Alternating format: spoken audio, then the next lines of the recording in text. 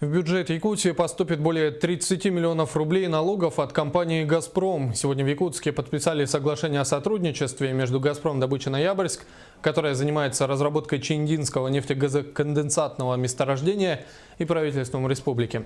Соглашение предусматривает взаимодействие сторон в развитии социально-экономической сферы и инфраструктуры, защите окружающей среды, предоставлении рабочих мест жителям Якутии.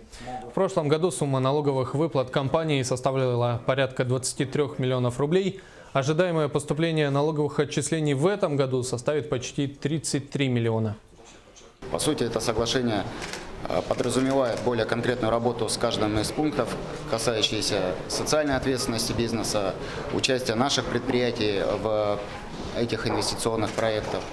С другой стороны, это соглашение дает возможность нам более плотно взаимодействовать с точки зрения снятия административных всяких разных барьеров при работе наших компаний. В общем, это основа для того, чтобы в течение года производить более конкретные действия.